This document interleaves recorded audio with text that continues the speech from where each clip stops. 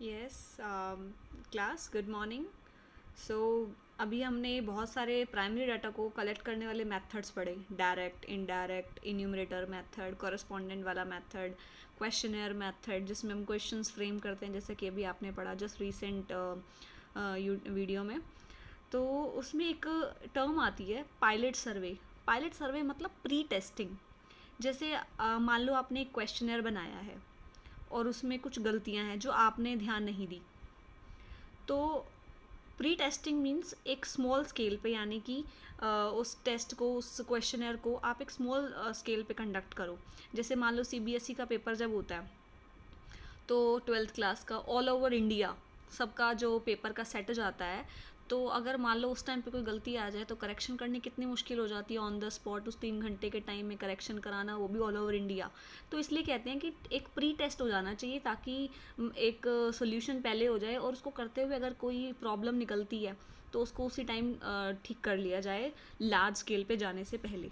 तो उसे कहते हैं pilot survey. Pilot survey means conducting a pre test on a small scale, so that if there is any mistake or any shortcoming or any drawback of the question, कई बार marking में problem आ जाती है, कई बार कोई spelling mistake हो जाती है, तो बड़े लेवल पर अगर क्वेश्चन पेपर चले जाते हैं तो वहाँ पे करेक्शन करना बहुत मुश्किल हो जाता है।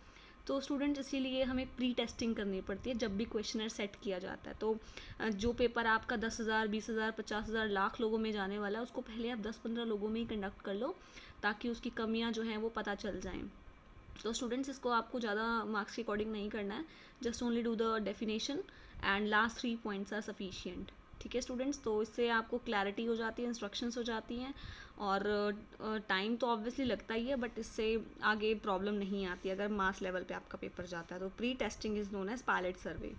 ओके क्लास, उसके बाद हमारा जो मेन टॉपिक है आज का, कंस्ट्रक्शन ऑफ अ क्वेश्चनर।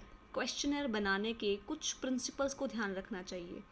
ऐसे नहीं कि आपने क्वेश्चनर बनाया बिना कुछ सोचे समझे। सबसे पहला उसका कवरिंग लेटर होना चाहिए, यानी जो क्वेश्चन पेपर है उसको जब आप हैंड ओवर कर रहे हो, मान लो सीबीएसई ने क्वेश्चन पेपर्स हैंड ओवर किए हैं डिफरेंट डिफरेंट स्कूल्स में, ठीक है, तो उसके ऊपर उसका ऑब्जेक्टिव, उसका स्कोप लिखा होना चाहिए, and it must ensure respondent about their secrecy.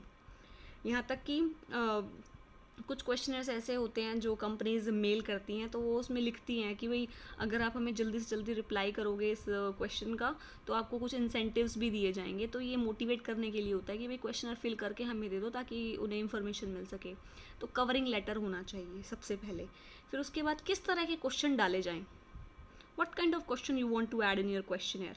Simple alternative, yes और नो वाले, या मल्टीपल चॉइस क्वेश्चंस, या specific information question, are you married, how many members are there in your family, are you unemployed। तो specific information, एक particular information मिल जाएगी। या open questions, open questions mean how the problem can be solved। तो इस तरह के questions आप बताइए कि कैसे ग्रोथ बढ़ाई जा सकती है, कैसे इनकम बढ़ाई जा सकती है। तो इस तरह के ओपन क्वेश्चन। तो पहले आपको चूज़ करना है आप क्वेश्चनर में किस तरह के क्वेश्चन डालोगे। उसके बाद आपका थर्ड है, इसमें से आप कोई भी 7-8 पॉइंट्स कर सकते हो जो भी आपको ईजी लगते हैं। नंबर ऑफ क्वेश्चंस ज़्यादा नहीं होने चाहिए, नहीं तो the people will get discourage कि इतने क्वेश्चन कौन सॉल्व करेगा। तो जब क्वेश्चनर सेट करो तो नंबर ऑफ क्वेश्चंस लिमिटेड होने चाहिए और रेलेवेंट होने चाहिए। इररेलेवेंट क्वेश्चंस को अवॉइड करना चाहिए। सिंपल और शॉर्ट क्वेश्चंस होने चाहिए। अनएम्बेगुअस मीन्स कंफ्यूज करने वाले नहीं होने चाहिए। छोटे छोटे आंसर, क्लियर कट आंसर्स हों जिसके, वो क्वेश्चंस होने चाहिए। अवॉइड क्वेश्चंस रिक्वायरिंग कैलकुलेशन, क्योंकि जो रिस्पोंडेंट होते हैं यानी जिनसे आप इंफॉर्मेशन लेना चाह रहे हो, तो कई बार कैलकुलेशंस में उनका इंटरेस्ट नहीं होता है। तो ऐसे क्वेश्चन जिसमें कुछ कैलकुलेशन है, मैथमेटिकल कंप्यूटेशन है, वो क्वेश्चन अवॉइड करने चाहिए। और question using double negatives, don't you think, तो इस तरह के क्वेश्चन अवॉइड करने चाहिए। पर्सनल क्वेश्चन उसमें नहीं होने चाहिए।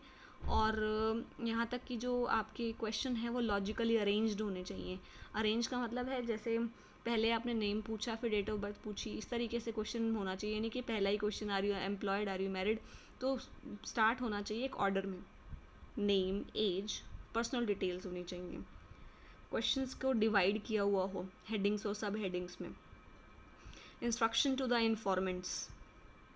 और जो क्वेश्चनर बनाते हैं तो पहले टॉप पे कुछ इंस्ट्रक्शंस को इन्फॉर्मेट, ये जो आपका रिस्पोंडेंट होता है उसके लिए कुछ इंस्ट्रक्शंस हो, जैसे बच्चे आपके भी क्वेश्चन पेपर सेट होता है तो ऊपर इंस्ट्रक्शंस लिखी होती हैं कि इस वाले क्वेश्चन को आप इतने मार्क्स के लिए है और इतने नंबर ऑफ वर्ड्स में आपको अटैम्प्ट करना है। तो ऐसी ऐसी कुछ इंस्ट्रक्शंस जो हैं वो उसमें होनी चाहिए।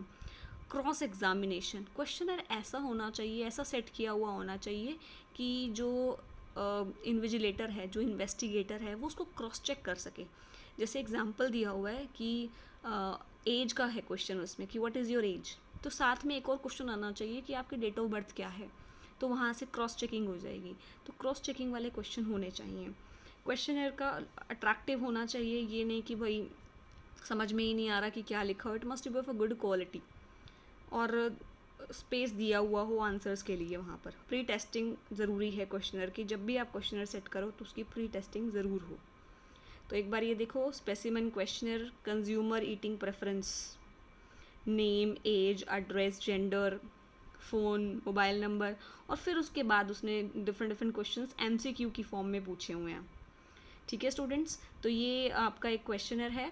आपने एक काम करना है, I am going to give you one topic, okay, and you will have to prepare your own questionnaire on that. So I'll be providing you later in the message which I'll be giving you. Okay, so you have to prepare this. Thank you class.